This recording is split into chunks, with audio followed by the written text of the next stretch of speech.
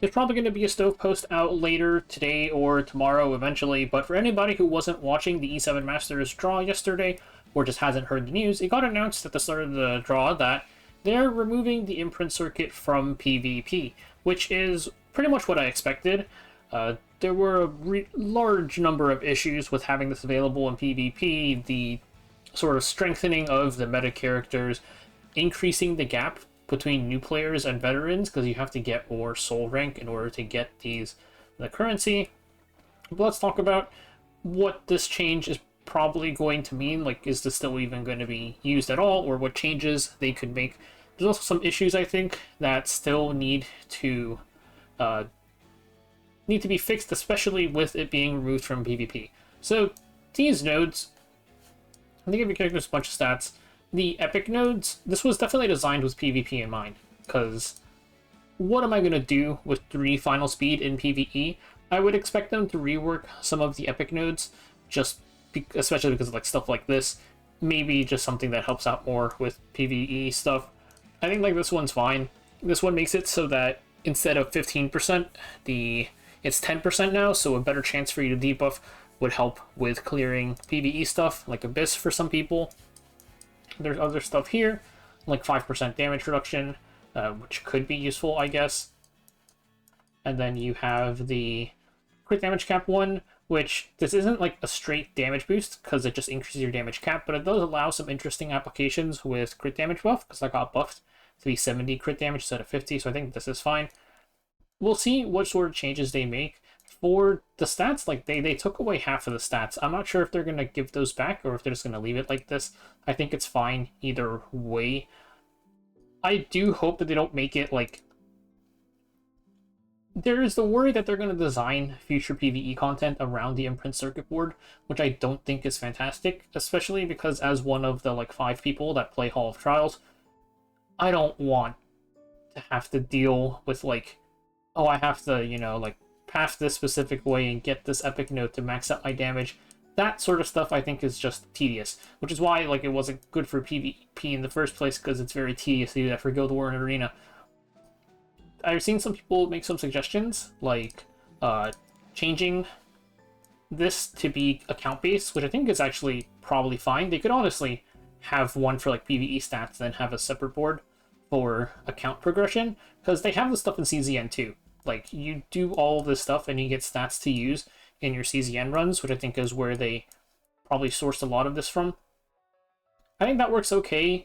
It's not really the same as pets, because pets give us a lot of, like, boosts for our account. Like, like extra stuff here, extra stuff here. Like, account boosts could be stuff like just extra gold, like pretty much a permanent gold buff, EXP buff. It could be like extra equipment EXP. It'd also be like some extra like stuff, like more like pretty much these pet bonuses, right? But the thing about the pets is that they're really tedious to do. You have to RNG the S rank skills, and then you have to do the thing where you max out a pet, fuse up level 2, fish for an S rank skill, level 3, fish for an S rank skill, and then sell everything, and then you have to like manage the currency, and then you have to like buy this stuff, gold, and it takes forever to get tickets.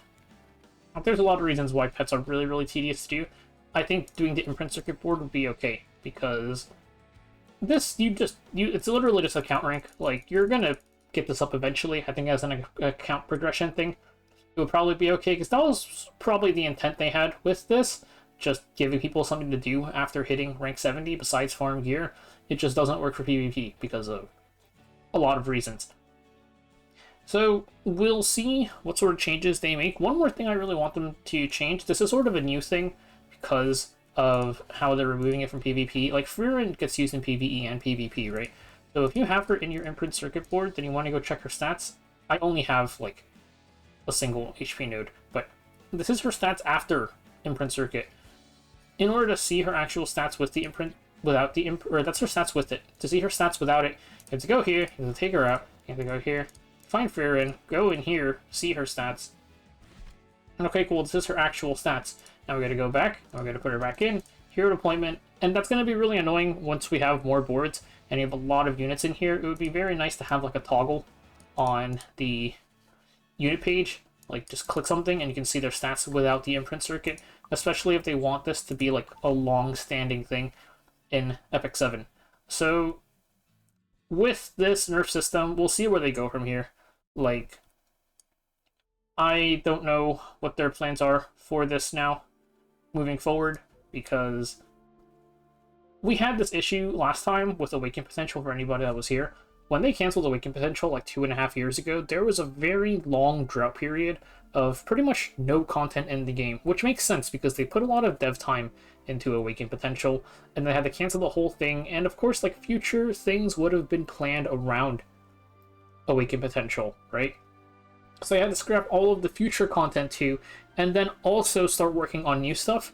Hopefully we don't have too much issues with it this time. We'll see how it goes. One other thing is that these Faint Mana Crystals, you get them from doing your Soul Rank. For anybody who doesn't know, Soul Rank, when you hit level 10, you get the purple ones. So pretty much every 10 ranks you finish a board, because at rank 11 you get another board. That's where you get your second one. Some people have spent energy to farm this out already. Unfortunate. I don't think there's anything Smalgit can do for you there. Everyone's kind of holding their energy for the upcoming Carrot event, so yeah, I think that's a little bit unlucky. The other thing is, you could have bought these crystals in the Glorious Trajectory shop, which I didn't, because I said from the start that there's no way this stays, they're removing this garbage, and they kind of did, so I never bought any of these. This is 1,000 glory coins. Glory coins are really hard to get. 1,000 glory coins is 2 ML5 dupes. Like, this is a lot of currency, and hopefully they refund this to people. They could refund it only to people. I would personally accept a just 1,000 glory coins to everybody. I wouldn't, they can do that. I won't mind. Because, I've talked about this before too, but the glory coins are really, really hard to get. There's kind of an awkward thing there where, the way you should view the Glorious Trajectory shop is, it's like the Galaxy coins. You buy out stuff in the shop if you hit dupes. They probably should have been a little bit more clear about that, but this is much better than the items in the Galaxy coin shop. It's just, yeah. So, I think this is the most important one. I know a lot of people have spent on the Faint Mana Crystals, and 1,000 glory coins should definitely be refunded to them at the very least. But yeah, interesting few days it's been.